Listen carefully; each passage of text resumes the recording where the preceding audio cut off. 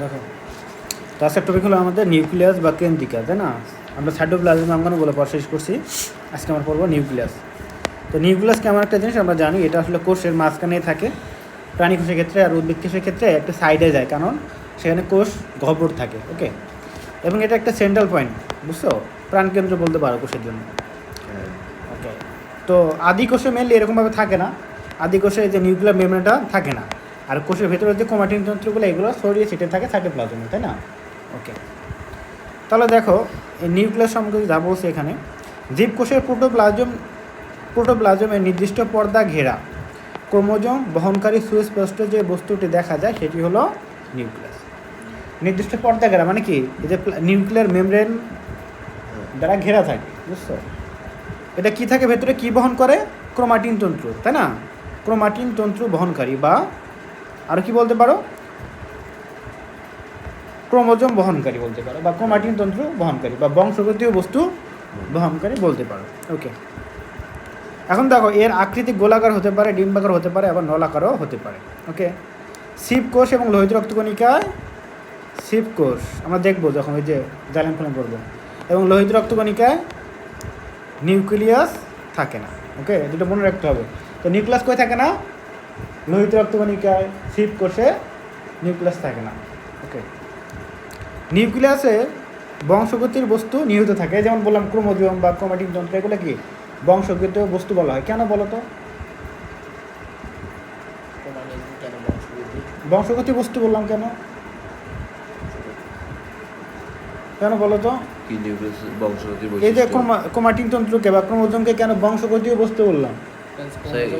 মানে ক্রোমোজোমকে বংশগতি হলো স্যার, যদি সহজ কথা হলো, তার কারণ প্রতিটা মানুষের বৈশিষ্ট্য নির্ধারণ করে ক্রোমোজোম, তাই না? ক্রোমোজোম মাথাপাতি যে ক্রোমোজোম সন্ধ্যার সরিতে যায়, যেরকম ক্রোমোজোম যায় সেই রকমই বৈশিষ্ট্য প্রকাশ পায়। এই জন্য একে বলা হয় বংশগতীয় বস্তু, অর্থাৎ মাথাপাতি থেকে বৈশিষ্ট্য পায়ের মাধ্যমে। বুঝতে পারছো? এটি কোষের সংগঠিত বিপাকীয় কার্যাবলী সহ সকল ক্রিয়া বিক্রিয়া নিয়ন্ত্রণ করে, অর্থাৎ কোষের যত ক্রিয়া বিক্রিয়া হয় সব কিছু নিয়ন্ত্রণ করে কে? নিউক্লিয়াস। বুঝতে পারছো? সুগঠিত নিউক্লিয়াসের নিচে অংশগুলো দেখা যায়, অর্থাৎ একটা যে প্রকৃত নিউক্লিয়াস বা সুগঠিত নিউক্লিয়াসে কী কী অংশ দেখা যায় এগুলো এখানে বলছে। প্রথমে বলছে নিউক্লিয়ার ঝিল্লি বা নিউক্লিয়ার মেমব্রেন, এই যে নিউক্লিয়ারের নিউক্লিয়াসের চারপাশে ঘেরা থাকে যেটা, এটা বলা হয় নিউক্লিয়ার ঝিল্লি বা নিউক্লিয়ার মেমব্রেন। ওকে, নিউক্লিয়াসকে ঘিরে রাখে যে ঝিল্লি তাকে নিউক্লিয়ার ঝিল্লি বা কেন্দ্রিকা ঝিল্লি বা নিউক্লিয়ার মেমব্রেন বলা হয়। প্রশ্ন আসতে পারে নিউক্লিয়ার মেমব্রেন কাকে বলা হয়? সহজ কথা, নিউক্লিয়াসকে ঘিরে রাখে যে মেমব্রেন তাকে বলা হয় নিউক্লিয়ার মেমব্রেন। ওকে, নিউক্লিয়ারকে ঘিরে রাখে যে পর্দা তাকে নিউক্লিয়ার পর্দা বলা হয়, তাকে নিউক্লিয়ার ঝিল্লি বলা হয়, তুমি যাই বলো, ঠিক আছে? এটি কয় স্তর বিশিষ্ট? এটি দ্বি-স্তর বিশিষ্ট, অর্থাৎ এই সবগুলো পর্দায় মোটামুটি কয় স্তর বিশিষ্ট হয়ে থাকে? দুই স্তর। যেমন প্লাজমা মেমব্রেন, অর্থাৎ প্লাজমাকে যে ঘিরে রাখে, তাই না? ওটাও দ্বি-স্তর বিশিষ্ট। এটা হলো নিউক্লিয়াসকে ঘিরে রাখবে, এটাও দ্বি-স্তর বিশিষ্ট। এটি কী দ্বারা নির্মিত বলো তো? প্রোটিন এবং লিপিডের সমন্বয়ে নির্মিত। প্লাজমা মেমব্রেন কী ছিল? প্রোটিন এবং লিপিডের সমন্বয়ে গঠিত ছিল। তো এটাও লিপিড এবং প্রোটিনের সমন্বয়ে তৈরি। এই ঝিল্লিতে মাঝে মাঝে কিছু ছিদ্র থাকে। কী থাকবে? ছিদ্র থাকে। এই যে মাঝে মাঝে কিছু কী থাকে? ছিদ্র থাকে, ঠিক আছে? ছিদ্র থাকে, একে নিউক্লিয়ার রন্ধ্র বলা হয়ে থাকে। এই রন্ধ্রের মধ্য দিয়ে নিউক্লিয়াস এবং সাইটোপ্লাজমের মধ্যে কিছু বস্তু চলাচল করে। অনেক বস্তুর প্রয়োজন হয় যে নিউক্লিয়াস থেকে সাইটোপ্লাজমে যাবে বা সাইটোপ্লাজম থেকে নিউক্লিয়াসে আসবে, তখন এই ছিদ্র পথে চলাচল করে। নিউক্লিয়ার ঝিল্লি সাইটোপ্লাজমে থেকে নিউক্লিয়াসের অন্যান্য বস্তু পৃথক করে রাখে, অর্থাৎ যে পর্দাটা কী করে? নিউক্লিয়াসের ভেতরে যা কিছু আছে সবগুলোকে কাভারিং করে রাখে, যাতে করে সাইটোপ্লাজমের সাথে মিশে না যায়। বুঝতে পারছো? এবং বিভিন্ন বস্তু চলাচল নিয়ন্ত্রণ করে। আমরা তো দেখলাম চলাচল নিয়ন্ত্রণ করে, অর্থাৎ যাকে ইচ্ছা এই পথে যাইতে দেয়, যতটুকু ইচ্ছা আবার আসতে দেয়, তাই না? তাহলে কি বুঝলাম? যেটা বুঝলাম, নিউক্লিয়ার মেমব্রেন অর্থাৎ নিউক্লিয়াসের চারিপাশে যে কাভারিং থাকে তাকে নিউক্লিয়ার মেমব্রেন বলা হয়, বা নিউক্লিয়ার ঝিল্লি বলা হয়ে থাকে, বা নিউক্লিয়ার পর্দা বলা হয়ে থাকে। তো এর মাঝে কী কী আছে? কিছু ছিদ্র আছে, তাই না? এই ছিদ্রকে বলা হয় কি বলো তো? নিউক্লিয়ার ছিদ্র। ছিদ্রকে আমরা বলি রন্ধ্র। তাহলে নিউক্লিয়ার রন্ধ্র, কি বলবো? নিউক্লিয়ার রন্ধ্র। ওকে, বুঝলাম। এবং এটা কী দ্বারা তৈরি হয় বলো তো? এটা হলো দ্বি-স্তর বিশিষ্ট। কয় স্তর? 1 2 কয় স্তর? 2 স্তর বিশিষ্ট। তাহলে দুই স্তর বিশিষ্ট দুই ধরনের জিনিস দ্বারা তৈরি। কয় ধরনের? একটা হলো প্রোটিন, আরেকটা কি বলতো? লিপিড। প্রোটিন এবং লিপিড দ্বারা তৈরি হয়ে থাকে। ওকে, তো এই নিউক্লিয়াস থেকে কিছু মানে বিভিন্ন উপাদান বাইরে আসতে পারে এবং ভেতরে যাইতে পারে কিসের মাধ্যমে? এই ছিদ্রের মাধ্যমে। অর্থাৎ বিভিন্ন রাসায়নিক উপাদানের চলাচল নিয়ন্ত্রণ করে এই ছিদ্রগুলো, বুঝতে পারছো? আর এই প্লাজমা নিউক্লিয়াস মেমব্রেনটা কী করে? আমাদের এই ভেতরকার জিনিসগুলোকে প্রোটেক্ট করে, তাই না? সংরক্ষণ করে রাখে, কাভারিং করে রাখে, যাতে করে তার পাশে কী আছে? সাইটোপ্লাজম, সাইটোপ্লাজমের সাথে যাতে মিশে না যায়। ওকে, বুঝতে পারছো? তাহলে এইগুলো হলো কাজ। এখন আসি নিউক্লিওপ্লাজম। আমরা পড়ছিলাম সাইটোপ্লাজম, তাই না? প্রোটোপ্লাজম। এটা হলো নিউক্লিওপ্লাজম, অর্থাৎ নিউক্লিয়াসের ভেতরে যে যা কিছু আছে, মানে ছত্তরে জেলির মতো যে উপাদানগুলো আছে, তরল উপাদান, তাদেরকে বলা হয় নিউক্লিওপ্লাজম। যেখানে তরল কিছু আছে এদেরকে বলা হয় নিউক্লিওপ্লাজম, বুঝতে পারছো? ওকে, তাহলে নিউক্লিয়াসের ভেতরে জেলির মতো বস্তু বা রস থাকে, জেলির মতো বস্তু বা রস থাকে। একে কেন্দ্রিকা রস বা নিউক্লিওপ্লাজম বলা হয়। তাহলে পারবা না? সহজ জিনিস। নিউক্লিয়াসের ভেতরে জেলের মতো যে বস্তু থাকে বা রস থাকে তাকে নিউক্লিওপ্লাজম বলা হয়। সহজ না কঠিন? বুঝতে করতে হবে না? ওকে, বুঝলেই হবে। নিউক্লিওপ্লাজমে নিউক্লিক অ্যাসিড, প্রোটিন এবং উৎসেচক এবং কতিপয় খনিজ লবণ থাকে। কী কী থাকে এতে? নিউক্লিক অ্যাসিড মানে কি? ডিএনএ আরএনএ থাকে না? ক্রোমোজোমের মধ্যে কি থাকে? ক্রোমোজোমের মধ্যে থাকে ডিএনএ এবং আরএনএ। তো ক্রোমোজোমই তো থাকে না, সুতাগুলা। তো ওইগুলোর মধ্যে কি থাকবে? ডিএনএ এবং আরএনএ থাকবে। তাদেরকে আমরা কি বলবো? Nucleic acid. ডিএনএ আরএনএকে কি বলে? নিউক্লিক অ্যাসিড বলে। ওকে, ডিএনএ লিখে রাখতে পারো। নিউক্লিক অ্যাসিড হলো ডিএনএ আর আরএনএ, এদেরকে নিউক্লিক অ্যাসিড বলা হয়ে থাকে। এরা কোথায় থাকে? ক্রোমোজোমের মধ্যে থাকে। ওকে, অর্থাৎ ডিএনএ এবং আরএনএ দ্বারাই ক্রোমোজোম তৈরি হয়। এবং ক্রোমোজোমগুলো আরও যখন বড় অনেকগুলো মিলে সুতার মতো হয় তখন তাকে আমরা কী বলি? ক্রোমাটিন তন্ত্র। এখানে লিখে দেই, এটা হলো আবার ক্রোমাটিন তন্ত্র। ডিএনএ আর আরএনএর পর ক্রোমোজোম কেন লিখলেন? মানে ডিএনএ আরএনএ কই থাকে? ক্রোমোজোমের মধ্যে। এবং ক্রোমোজোম কই থাকে? ক্রোমাটিন তন্ত্রের মধ্যে। বুঝতে পারছো? ক্লিয়ার? যাহাই ক্রোমাটিন তন্ত্র তাহাই ডিএনএ আরএনএ, তাই সব কিছু। বুঝতে পারছো? ওকে, তাহলে এখানে এই যে নিউক্লিক অ্যাসিড থাকবে, প্রোটিন থাকবে, কিছু উৎসেচক মানে কি? এনজাইম। কিছু উৎসেচক বা এনজাইম থাকবে এবং কতিপয় খনিজ লবণও থাকবে। এনজাইম তো থাকতে হবে, তার কারণ রাসায়নিক বিক্রিয়া সম্পন্ন হতে কী লাগে? এনজাইম লাগে বা উৎসেচক লাগে, যারা বিক্রিয়া করতে সহায়তা করে। আমরা তো জানি নিউক্লিয়াস কী করে? বিক্রিয়া করতে সহায়তা করে এবং তার ভেতরেও অনেক বিক্রিয়া সংগঠিত হয় এবং সেটা হয়তো অবশ্যই কী লাগবে? এনজাইম লাগবে বা উৎসেচক। এনজাইম, ENZAIM কি? এনজাইম হলো এক ধরনের রাসায়নিক উপাদান, বুঝছো? রাসায়নিক পদার্থ যেটা আসলে কী করে? বিক্রিয়ায় সহায়তা করে। বিক্রিয়ার গতি কমায় দিতে পারে, আবার বিক্রিয়ার গতি বৃদ্ধি করতেও পারে। বুঝতে পারছো? প্রভাবক এক ধরনের। তাহলে নিউক্লিওপ্লাজম আমরা বুঝলাম, তাই না? অর্থাৎ এই যে নিউক্লিয়াসের ভেতরে থরথরে বা থরথরে বাল না বললে হবে, এখানে জেলির মতো যে বস্তু বা রস দেখা যায় তাই হলো নিউক্লিওপ্লাজম। এর ভেতরে কী থাকে? এর ভেতরেই সব কিছু থাকে। ক্রোমাটিন তন্ত্র বলো, প্রোটিন বলো, এনজাইম বলো, সব কিছু এর ভেতরেই থাকে। ওকে, তাহলে নিউক্লিওলাস। নিউক্লিওলাস বলতে এর মাঝে যে গোল জিনিসটা, এটাকে বলি আমরা নিউক্লিওলাস। ওকে, তার নিউক্লিওপ্লাজমের মধ্যে ক্রোমোজোমের মধ্যে সংলগ্ন গোলাকার বস্তুটাকে কি বলা হয়? নিউক্লিওলাস বা কেন্দ্রিকাণু বলা হয়। ক্রোমোজোমের রংগ্রাহী অংশের সাথে এরা লেগে থাকে। এরা ডিএনএ, এরা আরএনএ এবং প্রোটিন দ্বারা তৈরি হয়ে থাকে এবং রাইবোজোম সংশ্লেষণ করে। তাহলে কি বুঝলাম? আমাদের এই যে নিউক্লিওলাস কি করে? তাহলে এটা কী দ্বারা তৈরি? আরএনএ এবং প্রোটিন দ্বারা তৈরি। এটা মনে রাখতে হবে, আর কিছু মনে রাখো বা না রাখো। তাহলে নিউক্লিওলাস কোথায় থাকে? নিউক্লিয়াসে থাকে। এটা গোলাকার একটা জিনিস দেখা যায় এবং এটা কী দ্বারা তৈরি? আরএনএ এবং প্রোটিন দ্বারা তৈরি, নট ডিএনএ। কী দ্বারা তৈরি? আরএনএ এবং প্রোটিন দ্বারা তৈরি। এবং এর কাজ কি? কাজ হলো রাইবোজোম সংশ্লেষণ করা। তাহলে এই লাইনটা শুধু মনে রাখতে হবে, শেষ লাইনটা। তাহলে এটা হলো নিউক্লিওলাস হলো আরএনএ এবং ডিএনএ, আরএনএ এবং প্রোটিন দ্বারা তৈরি কাজ হলো রাইবোজোম সংশ্লেষণ করা। রাইবোজোম আর কোথায় থাকে বলো তো? সাইটোপ্লাজমে থাকে। ওকে, তাহলে বুঝলাম।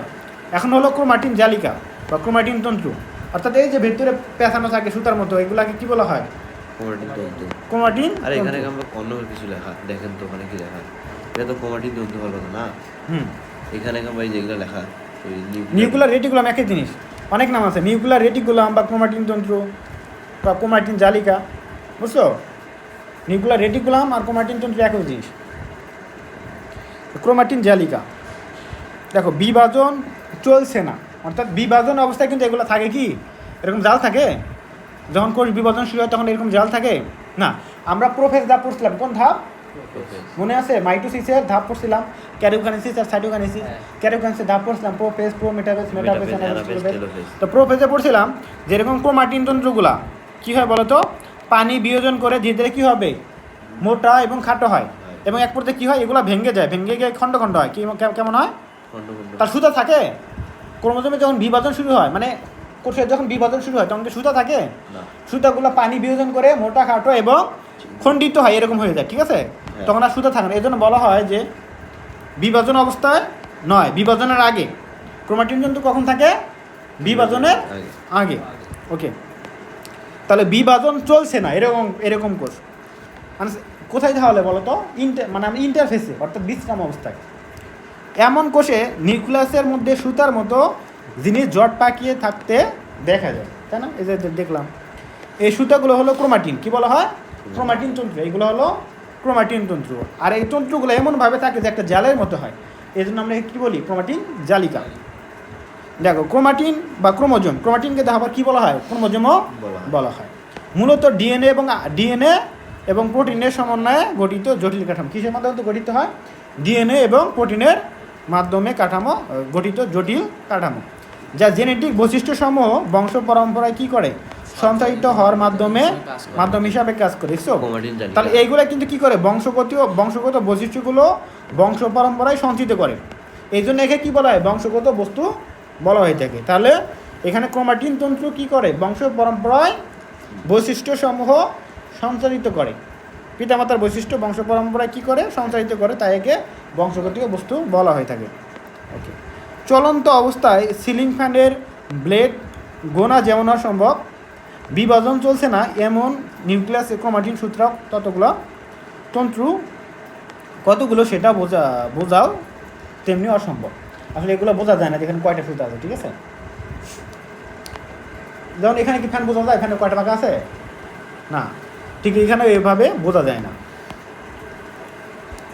মানে যখন বিভাজন হয় না তখন তো একদম সুতার মতো, মানে একদম জালের মতো জট পাকিয়ে থাকে। জট পাকিয়ে থাকা সে আলাদা তন্তুগুলোকে একসাথে কী বলা হয়? ক্রোমাটিন জালিকা বলা হয়ে থাকে, বা ক্রোমাটিন রেটিকুলাম বা নিউক্লিয়ার রেটিকুলাম বলা হয়ে থাকে। অনেক নাম বলতে পারে, chromatin reticulum, nuclear reticulum, chromatin তন্তুগুলো ক্রোমাটিন জালিকা তৈরি করে, বা নিউক্লিয়ার রেটিকুলামও বলা হয়। কোষ বিভাজনের সময় সেই জট কিছুটা খুলে যায়। কি হয়? যখন কোষ বিভাজন শুরু হলো, প্রোফেজ ধাপ শুরু হলো, তখন কী হবে? জট থাকবে না, জটটা খুলে যায়, এবং ক্রোমাটিনগুলো তখন মোটা এবং খাটো হয়, তাই না? পানি বিয়োজন করার মাধ্যমে মোটা এবং খাটো হয়। এবং সুকেন্দ্রিক কোষে, কিসের সুকেন্দ্রিক, অর্থাৎ প্রকৃত নিউক্লিয়াস বিশিষ্ট কোষে ক্রোমাটিনগুলোকে তখন আলাদা আলাদা কাঠামো হিসাবে চিহ্নিত করা সম্ভব হয়, এবং কোষ বিভাজনের সময় মোটা এবং খাটো হয়ে আলাদা হয়ে পড়ে। ক্রোমাটিনগুলো আরেক নাম হয়ে যায় কি বলতো? ক্রোমোজোম। তখন আর জালের মতো পেঁচিয়ে থাকে না, তখন আলাদা হয়ে যায় এক একটা, তখন তাদেরকে বলি আমরা ক্রোমোজোম। এবং বিভাজনের মেটাফেজ দশায় তার সবচেয়ে ভালো বোঝা যায়। দেখছি না যে ক্রোমোজোমকে সর্বাধিক মোটা এবং খাটো দেখা যায় কোথায়? মেটাফেজে। মেটাফেজ মতে মোটা করেছিলাম না? ওকে, মেটাফেজ দশায় প্রতিটি ক্রোমোজোম বিভাজিত হয়ে ক্রোমোজোম জোড় গঠন করে, যার দৈর্ঘ্য বরাবর অর্ধেক অংশকে আমরা বলি কি? ক্রোমাটিন। অর্থাৎ মানে এটা আগেই ঘরে বিভাজন, আসলে এটা আগেই তো হয়। তো আমরা এখানে সর্বোচ্চ ভালো দেখতে পাই, এরকম দেখতে পাই না? তাই না? এরকম দেখতে পাই। এটা হলো একটা ক্রোমোজোম, এখানে কি থাকে বলো তো? সেন্ট্রোমিয়ার, এই সেন্ট্রোমিয়ার বরাবর বিভক্ত করলে এইদিকে বা এইদিকে যেদিকে করো, তাহলে এই যে দুইটা অংশ পাচ্ছি না আমরা আলাদা, এটা একটা অংশ আর এই পাশে আর একটা অংশ পাবো না, হ্যাঁ এদেরকে কি বলি আমরা বলো তো? অপত্য ক্রোমোজোম। তার মানে এরাও আর আগে এরকমই ছিল, মাঝে ফেটে এরকম 4টে হয়েছে, তাহলে এটা থেকে এরকম হয়ে যায়। তো এই অংশটা কি বলি আমরা? ক্রোমাটিড। এগুলোকে কি বলি? ক্রোমাটিড। ক্রোমাটিড। বুঝতে পারছো? তাহলে দেখো এটা বলছে একটি করে ক্রোমাটিড হয়। ক্রোমাটিডের মধ্যবর্তী অংশের একটি সংকুচিত অঞ্চল থাকে, যার নাম কি? সেন্ট্রোমিয়ার। এই যে সংকুচিত অংশ, যার নাম কি? সেন্ট্রোমিয়ার। এগুলো তো সবই আগে শিখছো, তাই না? ওকে। কোষ বিভাজনের সময় সেন্ট্রোমিয়ারের যে অংশ স্পিন্ডল যন্ত্রের টিবিউল এসে যুক্ত হয় তাকে কাইনেটোকর বলা হয়। এটা আমি নতুন গম্বা। হ্যাঁ, এটা নতুন বলতে এই যে এখানে একটা জায়গা থাকে, আমরা জানি কি এই ক্রোমোজোমগুলো কি করে বলো তো? স্পিন্ডল যন্ত্রের সাথে লেগে থাকে না? হ্যাঁ স্পিন্ডল যন্ত্র মানে কি বোঝো? মনে আছে? এরকম কাঠামো থাকে না? এরকম থাকে না কাঠামো? কোষ বিভাজনের সময় এরকম ছিল না? এর সাথে কি লাগানো ছিল বলো তো? ক্রোমোজোম না? এরকম ক্রোমোজোম লাগানো ছিল কি? হ্যাঁ তাহলে এই যে যার সাথে যুক্ত থাকে, অর্থাৎ এই যে এটা হলো স্পিন্ডল যন্ত্র, সুতাগুলো কি স্পিন্ডল যন্ত্র, তো এই সুতাগুলোর সাথে ক্রোমোজোম যার মাধ্যমে যুক্ত থাকে, বুঝছো? তাকেই বলা হয় কি? কাইনেটোকর। বুঝছো? বুঝছি। তাহলে কোষ বিভাজনের সময় সেন্ট্রোমিয়ারের যে অংশটি স্পিন্ডল যন্ত্রের মাইক্রোটিউবুলের সাথে যুক্ত থাকে তাকে কি বলা হয়? কাইনেটোকর। মাইক্রোটিউবুল মানে কি? এগুলো কিন্তু কোষীয় কঙ্কাল, একটু আগে পড়ে আসছিলাম না? মাইক্রোটিউবুল কি? মাইক্রোটিউবুল। কোষীয় কঙ্কাল। কঙ্কাল। তো এগুলো কিন্তু কোষীয় কঙ্কাল দ্বারাই তৈরি হয়। এগুলা হ্যাঁ, ও, স্পিন্ডল যন্ত্র কোষীয় কঙ্কাল দিয়েই তৈরি হয়। ওকে, এর সাথে কিন্তু যুক্ত থাকে হলো সেন্ট্রোমিয়ার। তো সেন্ট্রোমিয়ারের একটা জিনিস আছে যার নাম হলো কি? কাইনেটোকর। বুঝতে পারছো? আচ্ছা, আচ্ছা। তাহলে এই যে এটা মনে করো কি নিউক্লিয়াস না? এটা কি ক্রোমোজোম না? ক্রোমোজোম মাঝে কি থাকে? এখানে সেন্ট্রোমিয়ার। হ্যাঁ আর সেন্ট্রোমিয়ারের মধ্যে একটা জিনিস আছে যার নাম কি? কাইনেটোকর। ও সেন্ট্রোমিয়ারের ভিতরে। হ্যাঁ, এটা দিয়ে যুক্ত থাকে হলো এই সুতার মাধ্যমে, সুতার সাথে, হ্যাঁ স্পিন্ডল যন্ত্রের সুতার সাথে। আর স্পিন্ডল যন্ত্র কি দ্বারা তৈরি হয়? মাইক্রোটিউবুল দিয়ে। মনে থাকবে?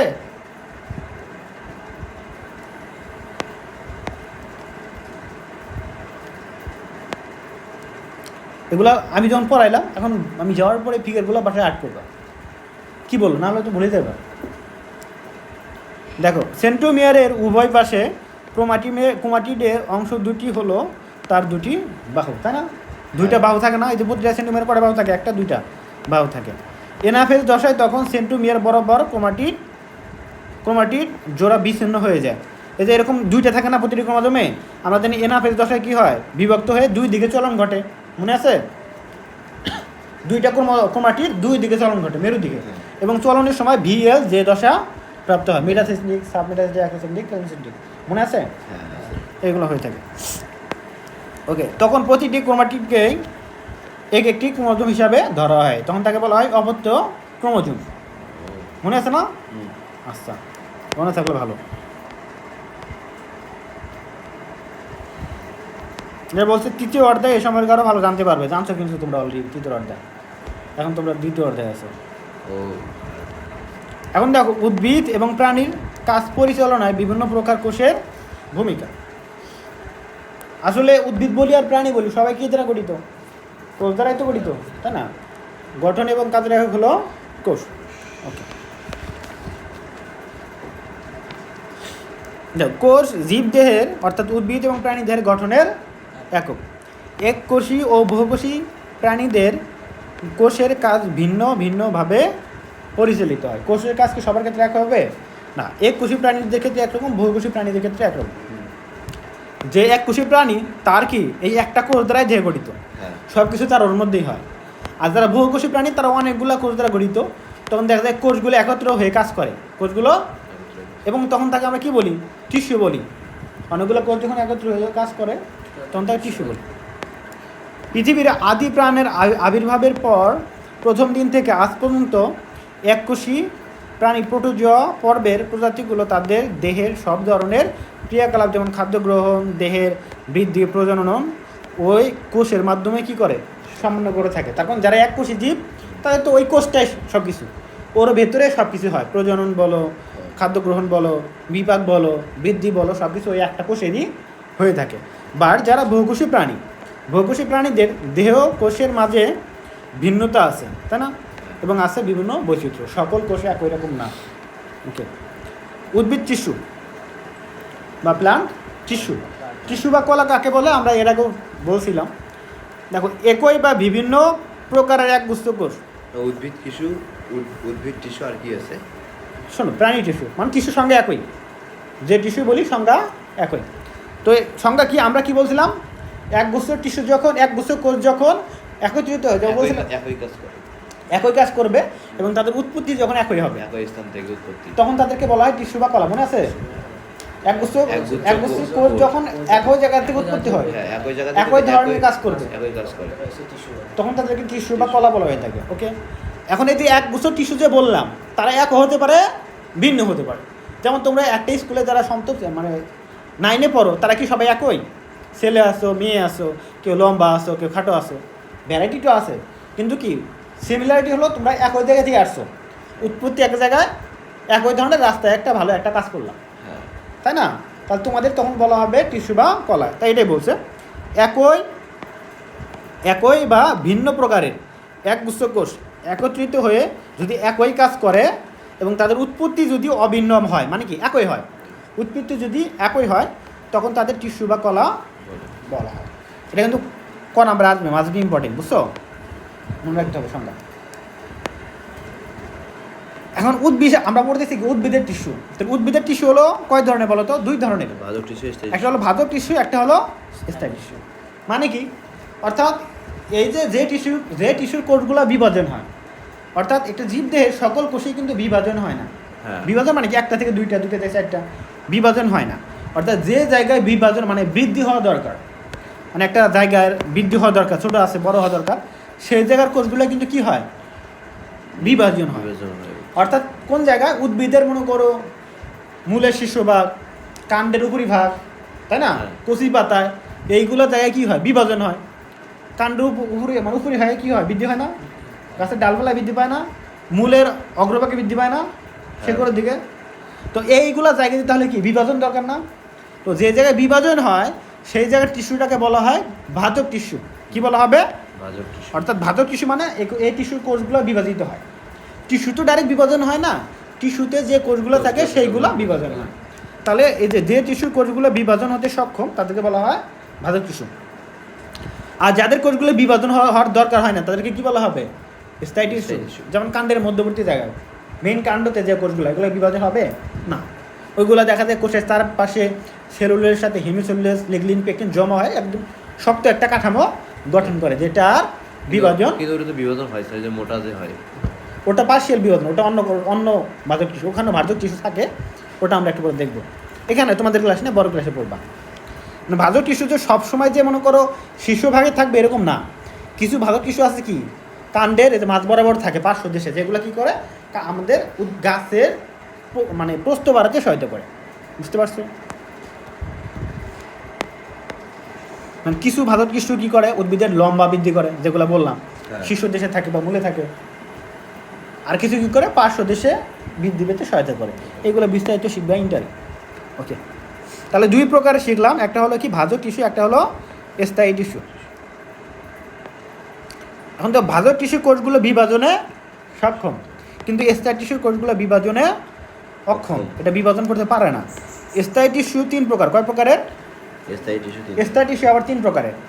একটা হলো সরল টিস্যু, একটা হলো জটিল টিস্যু, একটা হলো নিঃস্রাবী বা ক্ষরণকারী। মনে রাখতে হবে, মুখস্থ করতে হবে।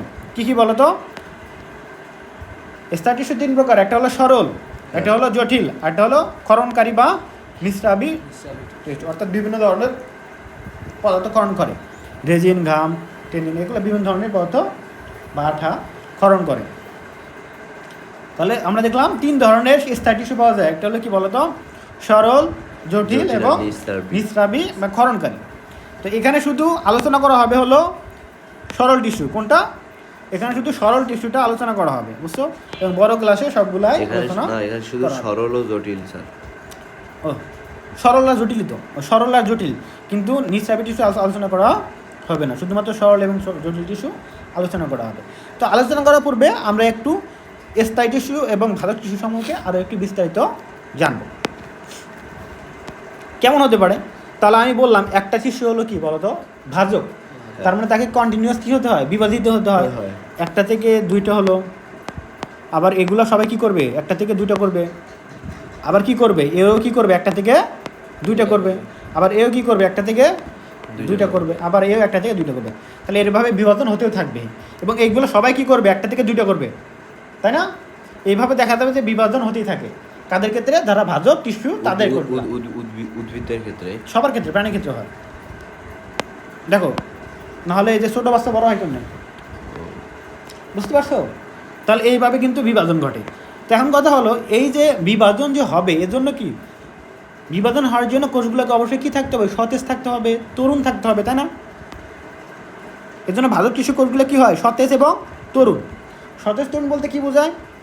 সতেজ তরুণ বলতে দেখো, একটা মরা গাছ যদি বলি, তার কোষের ভেতরে কী থাকে, প্রোটোপ্লাজম, থরথরে জেলির মতো, পানির মতো রসালো একটা জিনিস ভাব থাকে। মরা গাছ, হ্যাঁ, মরা গাছ। মরা গাছ যদি বলি যে এই কাঠের ভেতরে কি কোনো পানি আছে? না। কিন্তু প্রোটোপ্লাজমে কী থাকে, 75% পানি থাকে। তো একটা সজীব যত একটা কোষ যত সজীব, যত তরুণ, তার মধ্যে তত কী থাকবে, পানি বেশি থাকবে, তত কী থাকবে, সবল থাকবে, সতেজ থাকবে। এবং যত এটা কী হবে, স্থায়িত্বের দিকে যাবে, তার বিভাজন ক্ষমতা কী হবে, কমে যাবে, স্থায়ী কোষ হয়ে যাবে। এবং তার ক্ষেত্রে কী থাকবে বলো তো, তার ভেতরে সতেজতা থাকবে না, অর্থাৎ প্রোটোপ্লাজম কমে যাবে। কি কমে যাবে? প্রোটোপ্লাজম বা সাইটোপ্লাজম কমে যাবে। ওকে, আর একটা বিষয়, মেন পয়েন্টটা কি, কোষের মেন জিনিসটা কি, নিউক্লিয়াস। তো নিউক্লিয়াস হলো কোষের যাবতীয় কাজ করে। তো যে কোষটা বিভাজন হয় তার মানে তাকে অনেক কাজ করতে হয়। বিভাজন হলে তাকে কী করতে হবে, অনেক কাজ করতে হয়। এই জন্য তার নিউক্লিয়াসটা কী হয়, আকারে বড় হয়, নিউক্লিয়াস আকারে বড় হয়। আর যে কোষটা বিভাজন হয় না তার নিউক্লিয়াস আকারে কী হবে, ছোট হবে। বুঝতে পারছো? এবং যে কোষটা বিভাজন হয় তার কোষ গহ্বর ছোট হবে না বড় হবে বলো তো? যে কোষটা বিভাজন হয় তার কোষ গহ্বর ছোট হবে না বড় হবে? ছোট হবে। তা আমরা জানি যত কোষ বয়স হয় তত কি হয়, তার কোষ গহ্বরটা ধীরে ধীরে বড় হয়। কোষের বয়স হলো, অর্থাৎ স্থায়ী কোষের দিয়ে গেলে এটা হলো ভাজক, স্থায়ী। তো স্থায়ী কোষের দিয়ে ধীরে ধীরে গেলে কি হবে, কোষ গহ্বর বড় হতে থাকে। স্থায়ী কোষে কোষ গহ্বর বড় হয়। যে স্থায়ী কোষ তার বর্জ্য পদার্থ অনেক বেশি হয় না, অনেক দিন ধরে থাকে, তার বর্জ্য পদার্থ বেশি, এর জন্য তার কোষ গহ্বর কী হয়, বড় হয়। কোষ গহ্বর বড় হলে কী হবে বলো তো, এই জন্য কিন্তু নিউক্লিয়াসটা কি আর মাঝে থাকতে পারে না, তখন কই চলে যায় বলো তো, নিউক্লিয়াসটা চলে যায় সাইডে। এবং দেখা যায় এখানে বড় একটা কি হয় বলো তো, কোষ গহ্বর হয়ে যায়। এটা হলো স্থায়ী টিস্যুকে দেখা যায়। কিন্তু ভাজক টিস্যুর মধ্যে দেখা যায় কি বলতো, নিউক্লিয়াসটা মাঝেই থাকে মোটামুটি, আর এখানে কি থাকে, ছোট্ট একটা কোষ গহ্বর থাকে, ছোটো থাকতে পারে। ওকে, বোঝা গেছে? এটা হলো ভাজক টিস্যু। বুঝতেছো তো কেন? কারণ একে অনেক কাজ করতে হয়, আর কাজ করে কে, নিউক্লিয়াস। এই জন্য নিউক্লিয়াসটা আকারটা কী থাকে, বড় থাকে। এখানে তো মনে করো কাজ অত নাই, নিউক্লিয়াস আকার ছোটো হয়ে যায়। এবং এখানে তরল অনেক থাকে, কি থাকে, তরল অনেক থাকে, প্রোটোপ্লাজম অনেক বেশি, এখানে কি থাকবে, হালকা, তাই না? তার সতেজতা বা সজীবতা বা তরুণতা নির্দেশ করে কে, প্রোটোপ্লাজম, তো বেশি থাকবে। আবার দেখো, একটা কোষ যত বয়স হয় তখন তার কি হয়, কোষ প্রাচীর চারিপাশে কি লিগলিন, সুবরিন, পেকটিন এগুলো জমা হয় না? ওই কোষ প্রাচীর কি হয়, পুরো হয় না, ভারী হয়, শক্ত হয়, বা শক্ত হয়। কোষ প্রাচীরে বিভিন্ন আকৃতি হয়, তাই না? তাই না? কিন্তু একটা সতেজ কোষ, বারবার তরুণ কোষ, বারবার বিভাজিত হচ্ছে, তার কোষ প্রাচীর খুবই পাতলা থাকে, শুধুমাত্র কি নির্মিত থাকে, সেলুলোজ দ্বারা গঠিত থাকে এবং মসৃণ থাকে। বারবার বিভাজন হচ্ছে, মসৃণ থাকে, বুঝতে, তরুণ থাকে এই জন্য। আর এটা প্রাচীর দেখবা একদম মনে করো খসড়া হয়ে যায়। উদাহরণ দিতে পারো, একটা কি, একটা হলো বালক আর একটা হলো বৃদ্ধ মানুষ। এই দুটো উদাহরণ দিলে বুঝতে পারবা। মানে বালকের স্কিন কি থাকে, সফট না, নরম, তুলতুলে না, স্কিনে কি কোষ প্রাচীর না। তো বালকের যদি স্কিন যদি সফট হয় তার মানে বালক কোষ মানে কি, ভাজক কোষ, এর স্কিন কি থাকবে, স্কিন মানে কোষ প্রাচীর সফট থাকবে, শুধুমাত্র সেলুলোজ নির্মিত। কিন্তু স্থায়ী কোষে কী হবে, এর স্কিন কী হয়, বুড়ো মানুষের স্কিন কি মোটা না এবং খসখসে হয়ে যায় না, ঝুলে যায় না, তো এরকম হবে। হ্যাঁ, তো এরকম মোটা হবে, খসখসে হবে, ঝুলে যাবে। এবং এখানে সেলুলোজের সাথে পেকটিন, লিগলিন, সুবরিন এগুলা জমা হবে। বুঝতে পারছো? বুড়ো মানুষের কি ভেতরে অন্তঃসার শূন্য না, মানে ভেতরে তো ড্যামেজ হয়ে যায় সব কিছু অর্গান। তো এখানে স্থায়ী টিস্যুর ক্ষেত্রেও অনেকটা এরকম হয়ে যাবে। ভাজক টিস্যুর ক্ষেত্রে সব কিছু কী থাকবে, সতেজ, সবল। বুঝতে পারছো? ক্লিয়ার? ওকে, তাহলে আমরা যে কোষ সম্পর্কে বিস্তারিত জানলাম। পার্থক্য আসতে পারে ভাজক টিস্যু এবং স্থায়ী টিস্যুর মধ্যে পার্থক্য, তখন এই পার্থক্যগুলো লিখতে হবে। আমি পরবর্তী ক্লাসে তোমাদের ওইটা পার্থক্য নিয়ে আসবো, তোমরা লিখে নিবা, ঠিক আছে? ঠিক আছে। আর যা বললাম এর মধ্যে যদি লিখতে পারো লিখবা।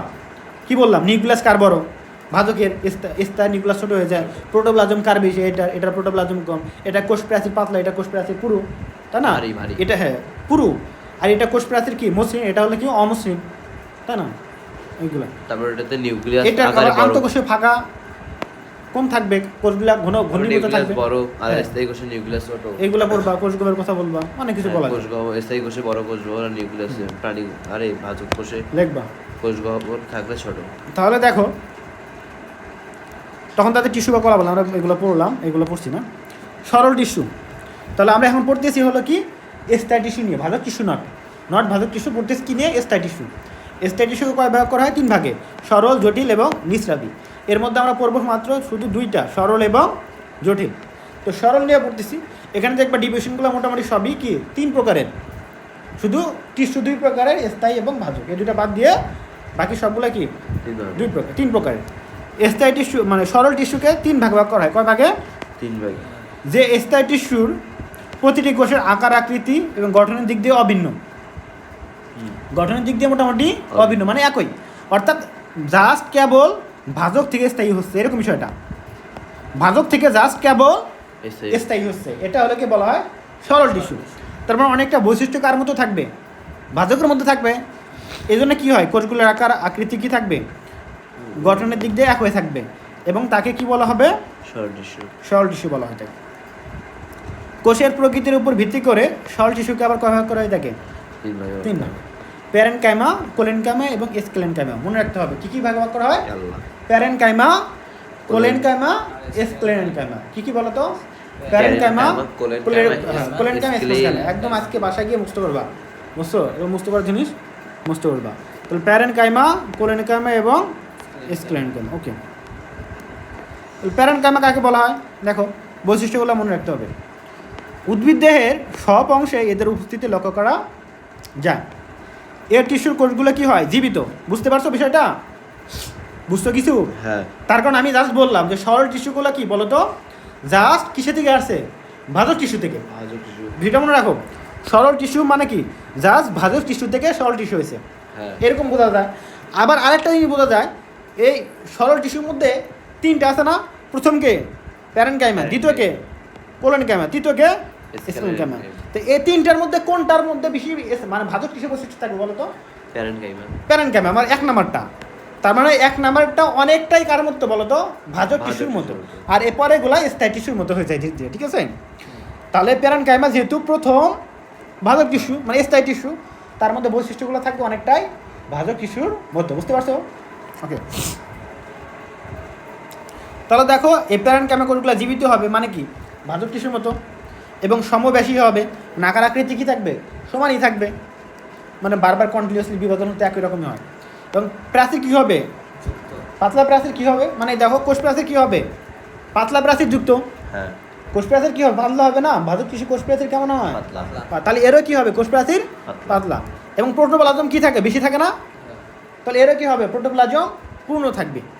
এর টিস্যুতে আন্তঃকোষীয় ফাঁক দেখা যায়, আন্তঃকোষীয় ফাঁক দেখা যায়, সেটা খুবই তারপরেও সেটা কি মোটামুটিভাবে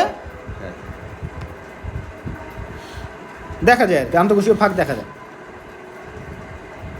ওকে, কোষ প্রাচীর কী হয় তাহলে, পাতলা এবং সেলুলোজ দ্বারা তৈরি হয়। দেখো সবগুলা কিসের বৈশিষ্ট্য, সেলুলোজ, মানে ভাজক কি, ভাজক কোষের বৈশিষ্ট্য না, একটু আগে দেখলাম না, ভাজক টিস্যুর বৈশিষ্ট্য। কারণ হলো এটা জাস্ট উঠে আসছে, মনে করো সরল টিস্যুর প্রথম না এটা, তো এর বৈশিষ্ট্য অনেকটা কার মতো, ভাজক কোষের মতো। বুঝতে পারছো? এবং এসব কোষের যখন ক্লোরোপ্লাস্ট থাকে, কি থাকে, ক্লোরোপ্লাস্ট, তখন কোলেনকাইমা বলা হয়। তাহলে প্যারেনকাইমার মধ্যে যখন কি থাকে, ক্লোরোপ্লাস্ট থাকে, তখন তাকে কি বলা হয়, ক্লোরেনকাইমা, নট কোলেনকাইমা। কোলেনকাইমা কিন্তু কি একটা টাইপ সরল টিস্যু, আর এটা কি ক্লোরেনকাইমা। প্যারেনকাইমাকে কি বলা হয়, ক্লোরেনকাইমা বলা হয়। কখন, যখন এর মধ্যে ক্লোরোপ্লাস্ট থাকবে। যে সকল প্যারেনকাইমার মধ্যে ক্লোরোপ্লাস্ট থাকে তাদেরকে কি বলা হয়, ক্লোরেনকাইমা। এগুলো মুখস্থ করতে হবে। দেখো জলজ উদ্ভিদের বড় বড় বায়ু কুঠিরযুক্ত প্যারেনকাইমাকে বলা হয় আবার অ্যারেনকাইমা। এয়ার মানে কি বাতাস না? এয়ার মানে বাতাস। তো এই যে জলজ উদ্ভিদের মধ্যে বড় বড় বায়ু কুঠিরযুক্ত কিছু প্যারেনকাইমা থাকে, এদেরকে কি বলি আমরা? অ্যারেনকাইমা। অর্থাৎ তাদের ক্ষেত্রে আর প্যারেনকাইমা বলা হয় না, কি বলা হয়? অ্যারেনকাইমা।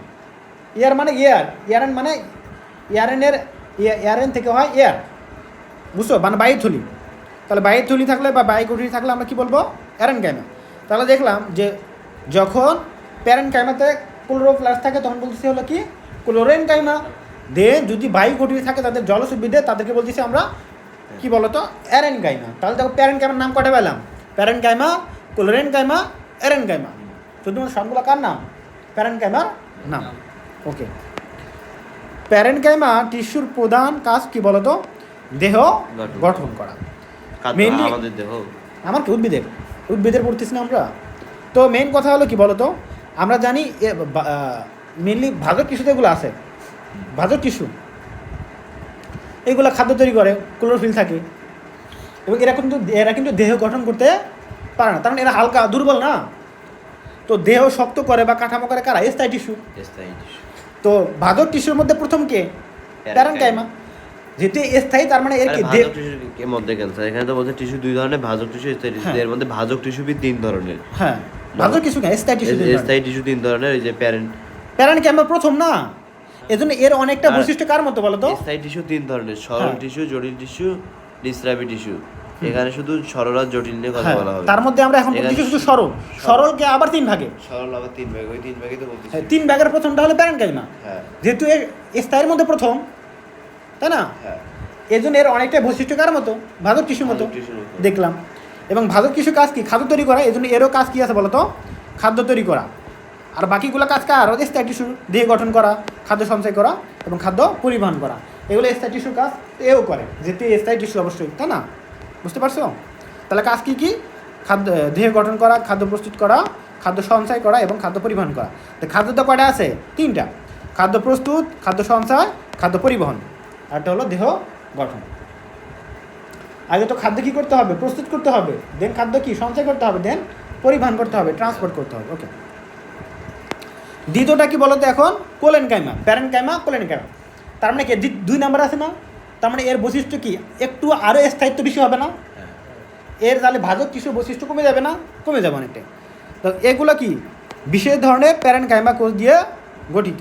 কোষ প্রাচীর, সেলুলোজ। দেখো নর্মালি ভাজক টিস্যু কী থাকে? সেলুলোজ। এবং প্যারেনকাইমা কী ছিল? সেলুলোজ। কিন্তু সেলুলোজের সাথে এর কি আরও জমা হয়েছে? পেকটিন। জমা হয় কি হয়েছে? পুরো হয়েছে। তার মানে এর একটু কি পুরো হবে না? তাহলে পরেরটা তাহলে সেলুলোজ, পেকটিন, লিগনিনও যুক্ত। হ্যাঁ, তাহলে এর হলো সেলুলোজ এবং পেকটিন, একটু পুরো হলো। এবং পুরো হওয়ার কারণে পুরো হয় এবং কোনাগুলোকে পাশের প্রাচীরের তুলনায় অধিক মোটা দেখা যায়। ঠিক আছে? এবং তবে তাদের কোষ প্রাচীর অসমভাবে কি হয়? পুরো হয়, সমভাবে পুরো হয় না। তার মানে চারপাশেই সমান পরিমাণে পেকটিন জমা হয় না, এজন্য অসমভাবে পুরো হয়। এবং কোনাগুলো পেকটিন জমা হওয়ার কারণে অধিক কী হয়? পুরো হয়। কারণ কোষ প্রাচীর চারপাশে কোনাগুলোতে কী হয়? পেকটিন জমা হয়, যার কারণে অধিক পুরো হয়। এর টিস্যু কোষগুলো কী হয়? লম্বাটো হয় এবং সজীব হয়। এটা কিন্তু সজীব। কী দেখতেছো? সজীব হয়। আগেটা তো অনেক সজীব ছিল, এটা মোটামুটিভাবে সজীব হয়। এরা কি? প্রোটোপ্লাজম। দেখো এরা প্রোটোপ্লাজম কোষ দিয়ে গঠিত, মানে প্রোটোপ্লাজম পূর্ণ কোষ দ্বারা গঠিত। তবে প্রোটোপ্লাজম কিন্তু আগেরটার মতো পূর্ণ না, বুঝছো? প্যারেনকাইমার মতো পূর্ণ থাকে না, হালকা কম থাকে। এতে আন্তঃকোষীয় ফাঁক থাকতে পারে খুবই কম পরিমাণে। দেখো মানে একটা কোষের সাথে আরেকটা কোষের ফাঁকটা খুবই কম পরিমাণে থাকে, যেহেতু মনে করো কোনাকুনি হয়, এই জন্য খাপে খাপে বসে যায় আর কি। এবং দেখো এখানে কোষ প্রান্ত চৌকোনাকার হয়। দেখো কয় কোণাকার? চৌকোনাকার হয় বা সরু বা তির্যক হতে পারে।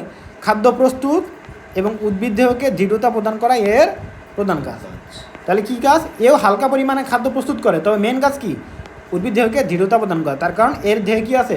এর দেহ প্রাচীর শক্ত হয়েছে না? যে যত শক্ত হবে তার কি শক্তিশালী করবে না উদ্ভিদকে?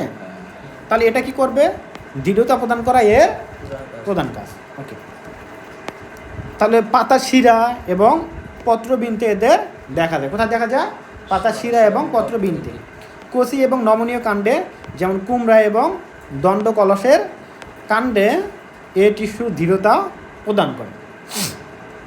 এ কোষে যখন ক্লোরোপ্লাস্ট থাকে তখন এরা খাদ্য প্রস্তুত করে। যে অলওয়েজ খাদ্য তৈরি করতে পারে না, তার কারণ সবগুলোতে কি থাকে না, ক্লোরোপ্লাস্ট থাকে না। যখন থাকবে তখন কী করবে, খাদ্য তৈরি করতে পারবে। প্যারেনকাইমার ক্ষেত্রেও যাদের ক্ষেত্রে ক্লোরোপ্লাস্ট আছে তারা খাদ্য তৈরি করতে পারে, তাদেরকে আমরা কী বলি, ক্লোরেন কামে বলে থাকি। ওকে, তাহলে বুঝতে পারলাম। তো এখানে দেখলাম যে এটা শুধুমাত্র কোষ প্রাচীর শুধুমাত্র সেলুলোজ দ্বারা নির্মিত। এটা সেলুলোর সাথে পেকটিন জমা হয়েছে, যার কারণে একটু পুরো হয়েছে। এবং পুরো হওয়ার কারণে কী হয়েছে, পেকটিন জমা হওয়ার কারণে কোষ প্রাচীর অসমাকৃতি হয়ে যায়, কোণাকার হয়ে যায়, কোণাকৃতি বা চৌকোণাকৃতি হয়ে যায়, ঠিক আছে, অনেক হয়ে যায়। এবং কাঠামো কী হয়, শক্ত হয়ে যায়। যে শক্ত হবে সে উদ্ভিদের দেহকে কী করে, শক্ত করে। ওকে, তাহলে পরেরটা বুঝতেই পারতেছো, এটা কী হবে, আরও শক্ত হবে। এর টিস্যু কোষগুলো কী হবে, খুবই শক্ত হবে এবং অনেক লম্বা হয় এবং পুরো প্রাচীর বিশিষ্ট হবে। প্রাচীর কি আরও পুরো হবে না, ধীরে ধীরে। এবং প্রোটোপ্লাজমবিহীন, দেখো এখানে প্রোটোপ্লাজম নাই, মানে ভেতরে থরথরে জেলির মতো জিনিস কোনো নাই। প্যারেনকাইমে মোটামুটি ছিল বাদকের মতো, দেন কোলেনকাইমে আর একটু কমছে, আর এখানে এসে একদম নাই। এটা দেখো প্রোটোপ্লাজমবিহীন লিগলিনযুক্ত এবং যান্ত্রিক কাজের জন্য নির্দিষ্ট কোষ দিয়ে গঠিত টিস্যুকে কী বলা হয়, স্ক্লেনকাইমা টিস্যু বলা। তাহলে বুঝতেই পারলাম এখানে সেলুলোজ, পেকটিন এবং সাথে কি থাকে, লিগলিন থাকে। বুঝতে পারছো, সেলুলোজের সাথে পেকটিন সাথে কি থাকে, লিগলিন যুক্ত থাকে। ওটা লেখা নাই তো, ওটা আছে। বুঝতে পারছো, কোষ প্রাচীর কখনো সেলুলোজ ছাড়া হবে, সেলুলোজ থাকবে, পেকটিন থাকবে, লিগলিন থাকবে না। আগে যে দুটো আসলে ছিল ওই দুটো থাকবে, পাশাপাশি কি লিগলিন যুক্ত। বোঝা গেছে?